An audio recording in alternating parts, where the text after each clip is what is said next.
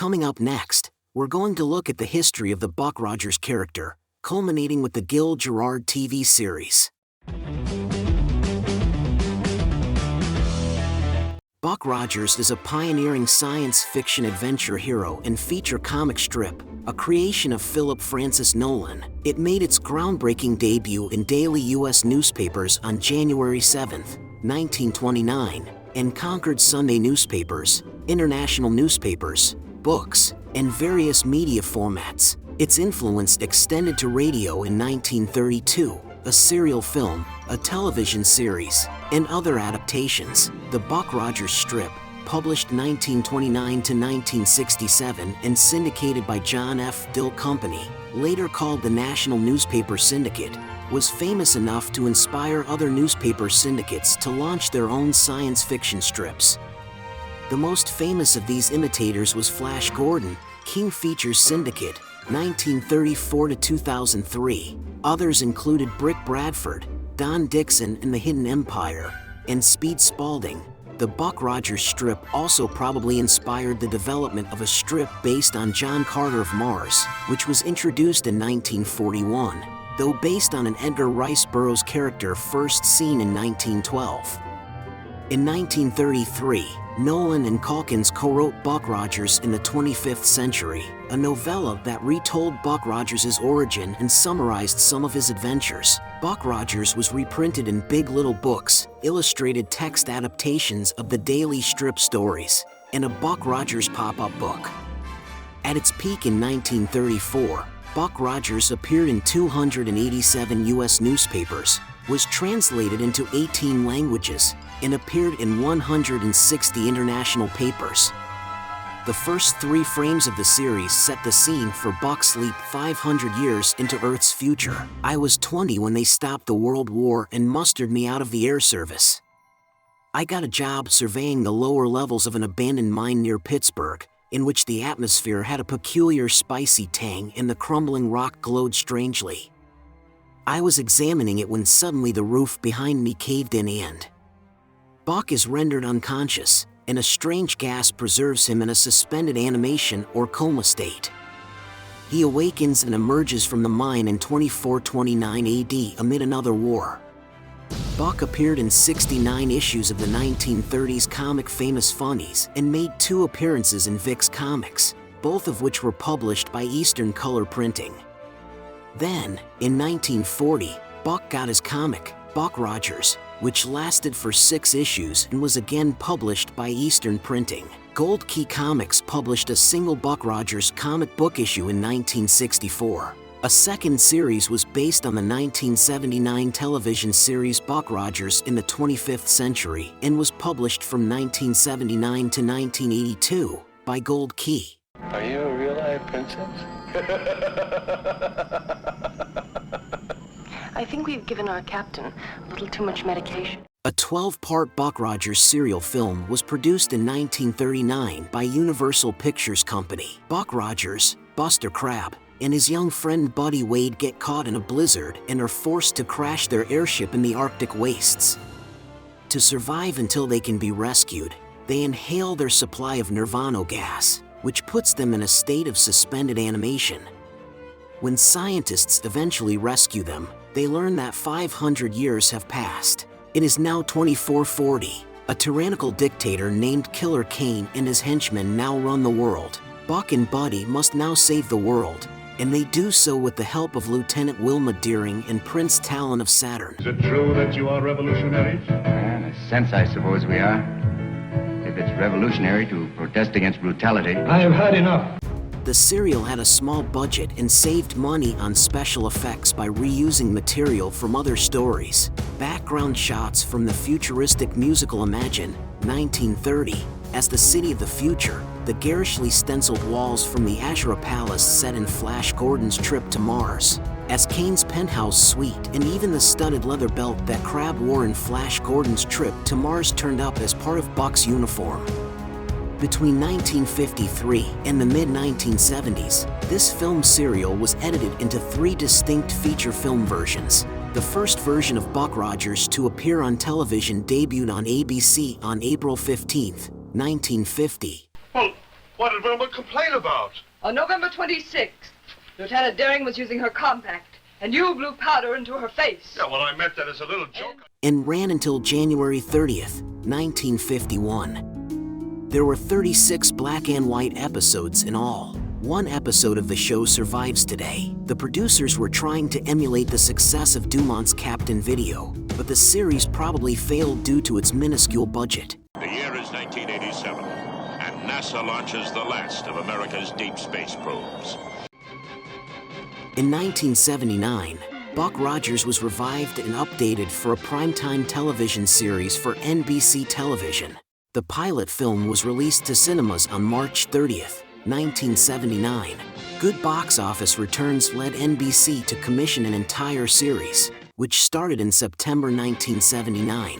Glenn A. Larson produced the film and the first season of the eventual series. The series starred Gil Gerard as Captain William Buck Rogers, a United States Air Force and NASA pilot who commands Ranger 3, a space shuttle-like ship launched in 1987. When his ship flies through a space phenomenon containing a combination of gases, his ship's life support systems malfunction, and he is frozen and left drifting in space for 504 years. Where am I? You were aboard the King's flagship Draconia, under command of the Royal Princess Ardala, on its way to Earth on a peace mission. When he is revived, he finds himself in the 25th century. Captain Buck Rogers, you are now in the 25th century. I think I will have that right now. There, he learns that Earth was united following a devastating global nuclear war that occurred in the late 20th century. Co-starring in the series were Aaron Gray as crack starfighter pilot Colonel Wilma Deering and Tim O'Connor as Dr. Elias Hewer, head of Earth Defense Directorate and a former star pilot himself. It's Colonel Daring, commander of Earth's defenses. Take this barbarian in for interrogation. Hey, wait a minute. The series ran for 2 seasons on NBC. Production and broadcast of the second season were delayed by several months due to the 1980 actors' strike. When the series returned in early 1981, its core format had been revised. Now, rather than defending Earth, Buck and Wilma were aboard the deep space exploration vessel Searcher on a mission to track down the lost colonies of humanity. Tim O'Connor's Dr. Hewer was written out of the series and replaced by Wilfred Hyde-White as quirky scientist Dr. Goodfellow and Broadway character actor Jay Garner as Vice Admiral Ephraim Asimov of the Earth Force. Also on board was Tom Christopher, who played the role of Hawk, a stoic birdman in search of other members of his ancient race. These childish maneuvers, they begin to bore me.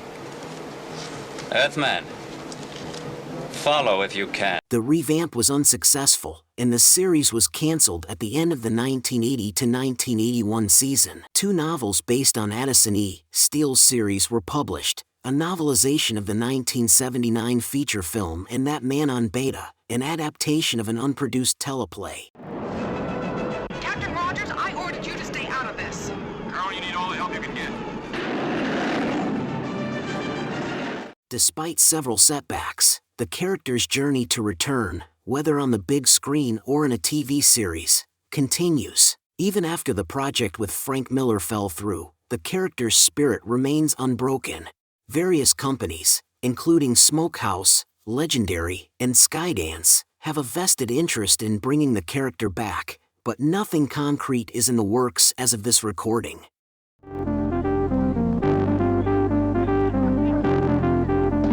What are you doing? It's called getting down. It's a little before your time if it frightens you. Erin Gray was asked to dye her hair blonde for the role of Wilma Deering. However, as the first season progresses, her blonde hair begins to fade to her natural brunette coloring. In the second season, she was allowed to have completely brunette hair. Gil Gerard's waistline flexed weekly and even daily.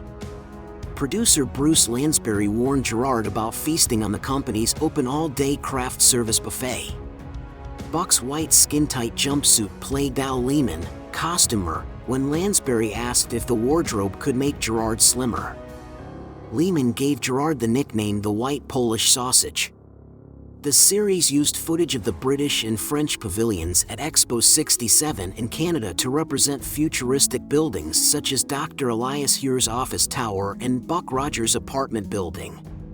Because of illness, Mel Blanc was briefly replaced by Bob Elliott as the voice of Tweaky for the first 5 episodes of the second season.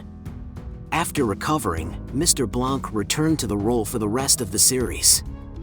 Buster Crabbe, who played Brigadier Gordon in Planet of the Slave Girls, 1979, previously played the title role in Buck Rogers, 1939. As they fly into battle, Gordon tells Rogers, "I've been doing this since before you were born." When Buck, at 533 years old, asks, "You think so?" Gordon answers a confident young man, "I know so." Brigadier Gordon refers to Crabbe's most famous role as Flash Gordon. Ralph McQuarrie's unique design process for the Earth Starfighter, one of his original designs for the Colonial Viper on Battlestar Galactica, is a fascinating insight. When Galactica producers went with another design for the Viper, this design resurfaced in Buck Rogers as the Starfighter, adding an element of intrigue for the audience. The producers originally envisaged a younger actor to play Buck Rogers, somebody of around 25 years old.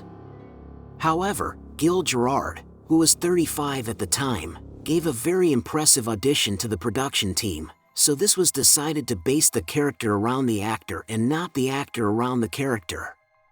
He was subsequently rewritten to make Buck Rogers slightly older than the original comics and movie serials viewed him.